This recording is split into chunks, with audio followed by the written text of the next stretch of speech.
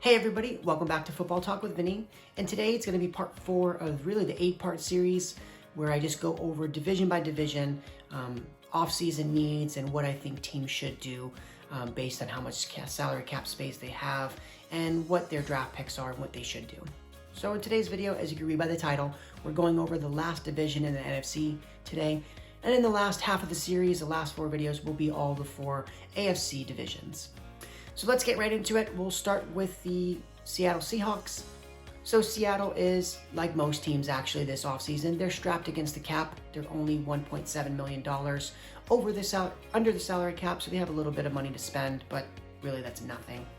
Obviously, I think the only goal that they really should have if you're Seattle is get some offensive line help, especially with Russell Wilson talking about, hey, no quarterback likes to get hit, and he's been hit more than almost any quarterback since he's been in the league. So I think if you are Seattle, obviously you built your team around Russell Wilson. Understandably, he's one of the top 5 quarterbacks in the league, so you have to. But if you're going to do that, you need to get some offensive line help to protect your biggest investment. If you are the franchise, right? The most money is going towards him. So you got to kind of protect your investment a little bit. And also just to make him happy, make him want to stay there. Again, you traded 2 first-round picks for Jamal Adams, which again, I think the longer you get into the deal, I think the more it looks like the Jets kind of won the trade. No disrespect to Jamal Adams. He's still a very good player. But again, trading 2 first-round picks for a safety doesn't impact the game like you think it would. And if you are the Seahawks, you could have used one of those first-round picks this year to maybe draft an offensive lineman to help, improve that O-line. Because right now, it's kind of tough to see Seattle being able to improve on either side of the ball, really. Again, you have no money to spend, and you have no first-round draft pick. So now you're going to have to use your 2nd, 3rd, 4th-round picks and hope to bring in guys that even contribute at all. Because it's actually really tough to bring in guys that actually start and play significant snaps for you when you take them in the later rounds, 2nd, 3rd, 4th, 5th, and beyond. So, this offseason for Seattle, I think is going to be just about maybe just trying to make sure Russell Wilson is happy and wants to stay there and doing whatever you can to restructure some deals to save some cap space to maybe bring in an offensive lineman or 2. Next, we're going to go to the Arizona Cardinals. They have $11 million of cap space, but even, again, that number is, misleading because they have guys like Larry Fitzgerald who still has not announced whether he's officially going to retire or not.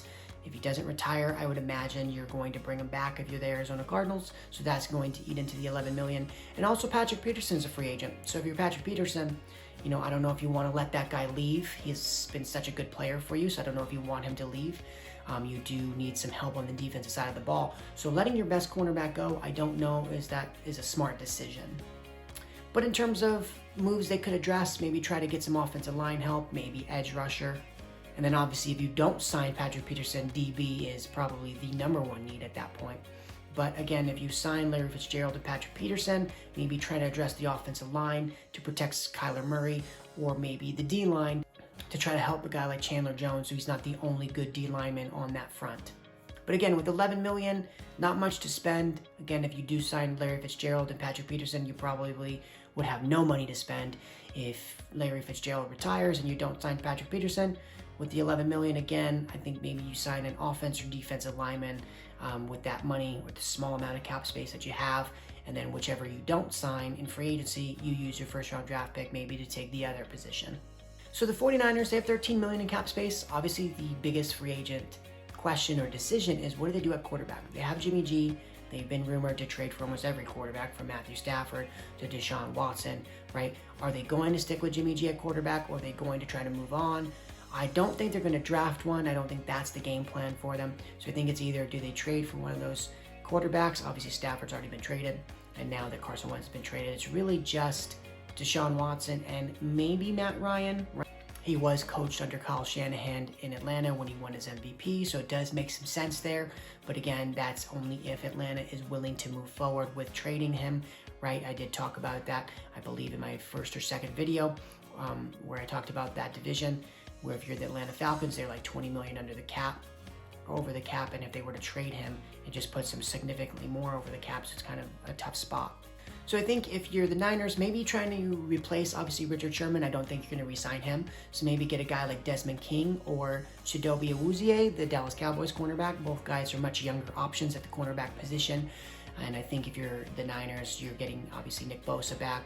So your D-line is going to be dominant again. So I think you need some guys on the back end that can play and cover some guys that can make plays for when the quarterback throws a bad throw from that D-line pressure. Now the Los Angeles Rams, they're in a very difficult spot like they've been in the last couple off seasons where they are negative $34 million. So they may have to release some players like they did last year with Todd Gurley. They may have to do that again this year to get under the cap. They're in a very difficult spot. Obviously, you can do something like extend Matthew Stafford's deal. I think his cap hits something like $20 million for this offseason, for this season, excuse me. So if you can extend him, you maybe lower his cap significantly. And obviously, because you have that dead cap that you're paying to Jared Goff, you maybe restructure it in a way where he starts taking a much larger chunk of the cap in the next 2, 3, 4 years. But once Jared Goff's dead cap comes off, you can afford that. For this offseason, it really makes it tough. If you don't, you're going to have to look for some creative ways to either restructure other guys' deals, maybe like an Aaron Donald, right? Or I guess I know you just gave Jalen Ramsey an extension, but maybe you look to restructure his deal to lower his cap number. Or maybe you cut guys like Michael Brockers, who's due a bunch of money, and he's a good player, but he's owed so much money. He's one of the few guys you can cut and save cap space, so maybe you go that route, or maybe you go a combination of both. But they are in a difficult spot to where Todd Gurley and Jared Goff count for about $30 million dead cap for this season. So that's a significant chunk of your salary cap. So you need to try to find ways to really get under the cap, and next year you should be fine because that $30 million will come off, and you shouldn't really be in the situation that you're in this year.